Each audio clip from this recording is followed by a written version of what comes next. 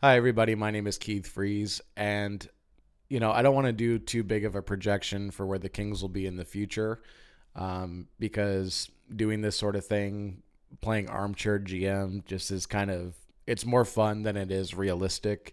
But I wanted to share with you guys how I would build the team next year in terms of saving money. Number one, I think that's a big part of this is saving money while having defined roles and still remaining competitive. And I do think that you can be competitive with this roster, and I'll go through it and explain why. But to start, we'll go with the forwards. So on the first line, I've got Alex Turcotte with Anze Kopitar and Adrian Kempe. Kopitar and Kempe are really solid together, and Turcotte has been a really good complementary third piece to that line. If Turcotte wasn't with them, I would go with Warren Foegele because I think Fogel's kind of like a Kopitar style player that just goes north south, has fast legs, which pairs well with Kempe. But he doesn't go roaming. So the way I design these top lines between the first and second line is that the left wing guys can be interchangeable or flip between the two lines, and you probably wouldn't miss out on anything. So, again, but to start, I've got Turcotte with Kopitar and Kempe. The second line is Warren Foegele with Quinton Byfield and Kevin Fiala. The idea here is that Kevin Fiala needs an elevated role. He needs to be back in the top six. You're paying him as such, and he is a top six player. He should be playing in the top six. He can create his own shot, and I think that's why you maybe want to put him where the stick is in the middle of the ice, so he's a left shot, put him at right wing. And maybe like I was saying with like flipping the two left wings between Turcotte and Foegele, Turcotte and Fiala have played really well together. And I will say this about Byfield and Fiala. Early in Byfield's career, when he first came to LA, I really thought he should have been playing at right wing because if you go back and watch some of his clips from juniors or even in the NHL, a lot of the times where Byfield has these really eye-popping offensive moments is when he's coming down from the right side of the ice and he kind of like cuts into the middle across the crease and creates an offensive play. Kevin Fiala kind of does the same thing, but he comes in from the left side and he crosses in to the right. So if you can kind of like imagine these two together, like if you can kind of get Fiala coming down the left and Byfield coming down the right, they can almost kind of do like a crisscrossing pattern and kind of catch the defense off guard. And Turcotte, I think, would be a good complementary piece to that. But I'm keeping Foegele here because I like the pairing of Foegele and Byfield as I like the pairing of Kopitar and Kempe. But again, I think the two left wings can be interchangeable. Then on the third line, you see I have Tanner Jeannot re-signed to a 3-year deal for $2.25 million, which is probably about what he's making right now, if I remember right. But it keeps him around the organization for the next couple years. And this line is designed to have some some physicality to it, more of a lockdown line, but they can add offense. That's kind of that's the difference in my mind between a third line and a fourth line. I'm clearly setting up this roster to be top six, bottom six. That's the way I like my hockey teams. I like top six, bottom six, and there's nothing wrong with that. But my top six, bottom six is almost kind of like a top seven, bottom five, and that's why I'm choosing to keep Phillip Danault around because not only does he like not have he has a no trade clause, I think, or a modified no trade clause, something like that. But the point is that like I would still want stability at that third center role, just in the way that Jarrett Stoll was that third center that kept everything in balance. So you have to have that guy around. That's why I have Danault. But I'm putting him with Jeannot because I think Tanner Jeannot is really good. I actually really like Tanner Jeannot. And I think putting him on this line with Laferriere, like let Laferriere be the scorer, let Jeannot be the secondary scorer. Same with Danault. But I think it could actually be a good group. And then Laferriere, you can see I re-signed to a 3-year deal worth $1.75 million, which I think is good value. it's a mini bridge deal is the way I look at it, and at the same time, you're not breaking the bank in terms of what you paid recent guys that you signed, like Alex Turcotte as an example, signed that 3-year deal this summer, and he's making $775,000. So you don't want to necessarily be like, thank you, Alex Turcotte, for taking a huge financial break for us. Alex Laferriere, how about $6 million? Like, no, like you can't do that. So I try to be realistic about it and give him just like a short bridge deal of 3 years, and just say like, hey, here you go. Like, here's some money in your pocket. Go out there and produce.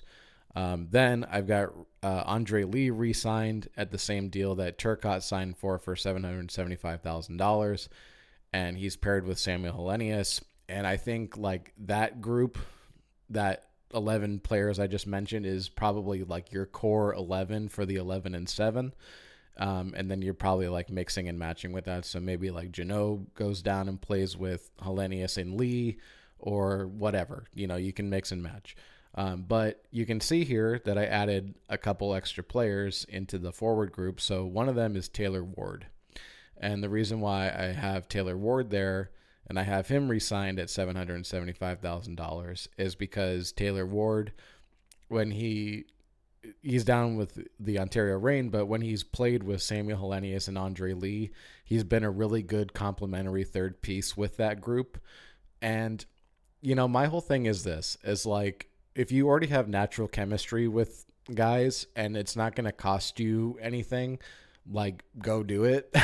Like, why spend a lot of money to possibly have chemistry with a couple of guys? It's like, you don't have to pay almost anything here to have that built-in chemistry. So just go do it. I know having the name Taylor Ward maybe doesn't, like, it's not sexy or whatever, and I'm not trying to crap on Taylor Ward here, but I'm just saying it's not like going out and getting a free agent or whatever. It's like, no, don't worry about that. Like, you've got chemistry with these three, so just let that play out.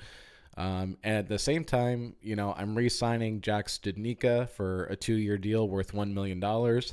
Like, it's not breaking the bank. It's kind of like an Andreas Englund type thing where it's like, you're going to be our complementary piece and we'll give you $1 million to do so. And Jack Studnicka, as a right shot, could, step into that Taylor Ward spot at the fourth line right wing, or he could play center or whatever. And then you can see that I've got Liam Greentree in this roster. And the reason why I put Greentree in here is because his birthday is January 1st. And from what I understand, that you have to be 20 by December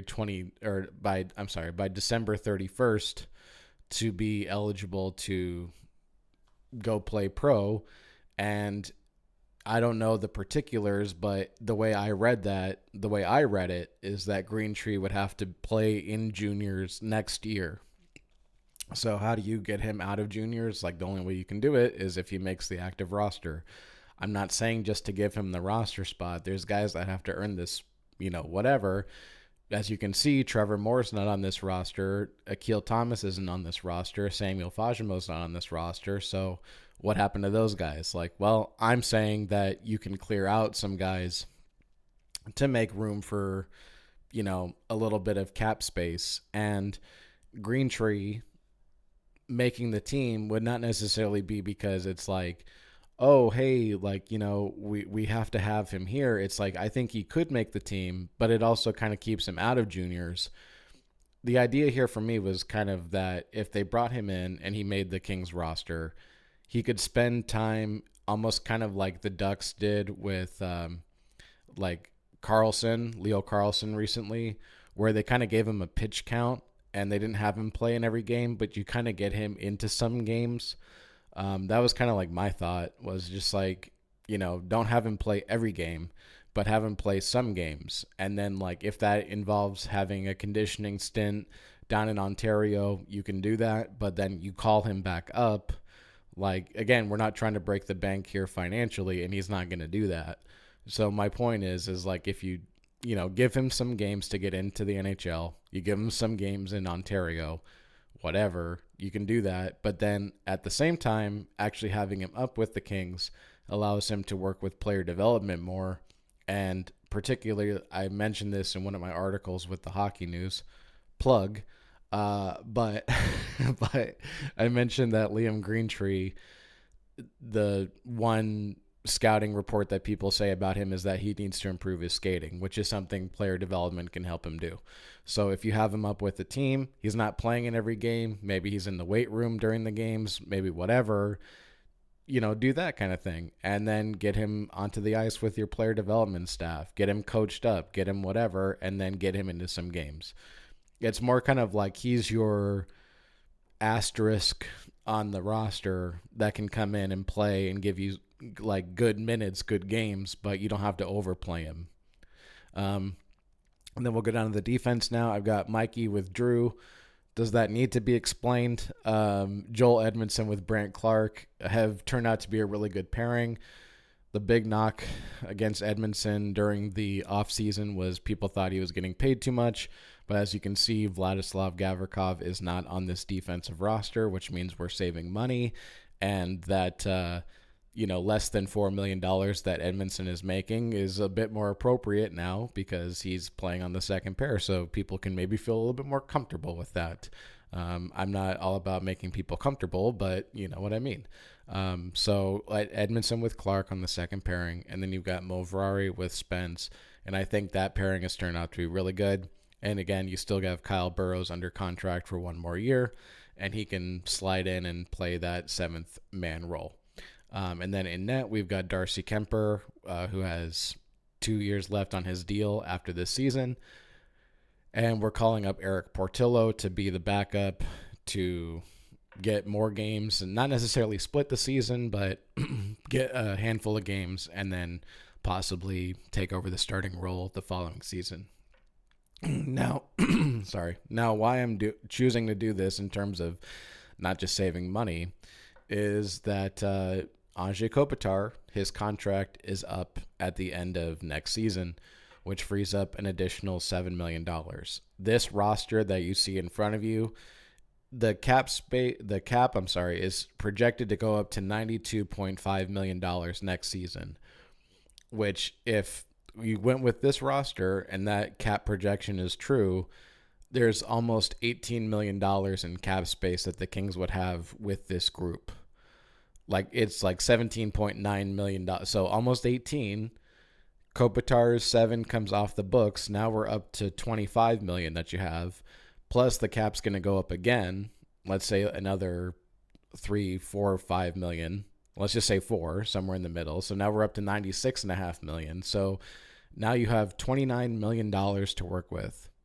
And there could be some of these guys that, whatever, get additionally traded or whatever. But assuming Kopitar retires at that point, you would have, like I said, 25 to $30 million to work with. And you know who's a free agent at that point? Connor McDavid. And I'm not saying that Connor McDavid's coming to LA, woohoo! But what I am saying is if you have almost $30 million to work with and the Edmonton Oilers come to Connor McDavid and they go, we're going to offer you $15 million. You go, that's cute. How about 17? And they go, okay, how about 18? You go, how about 19? How about 20? How about 21? If it costs you $25 million, I do not care. If you have the money to do it, you go get Connor McDavid. And if it costs you $25 million to do it, that's what you do.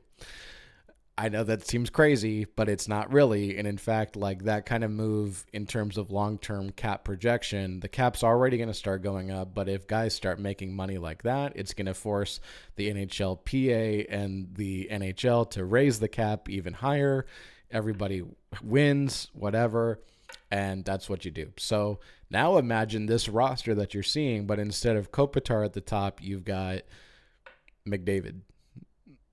And even if you can't get McDavid, you're clearing up a lot of cap space to re-sign Kempe, to re-sign Clarke, to re-sign Turcotte. You've got a lot of money to work with when you do this. So in a lot of ways, it makes sense. I know it at first you're kind of like, oh, what about what? So don't worry about that. In the long run, this makes sense. And this is why I think you have to have the top 6, bottom 6 financial thing in mind, because in the long run, there is going to be something available that you want. And keep in mind, too, that if you do sign that McDavid deal, let's say $25 million, sure, it's sticker shock. I'll give you that. But you know who's also off the books the following year? Drew Doughty. And that's $11 million that you can now have as cap space. You know, I'm just saying. You know, maybe you re-sign Drew Doughty at that point for half of what he's making now, and you still have money to work with. Anyway, that's how I would build my roster, but what do I know? I'm just a guy sitting in his room. Either way, thank you for checking out this video. My name is Keith Freeze. Have a great day, everybody, and go Kings go.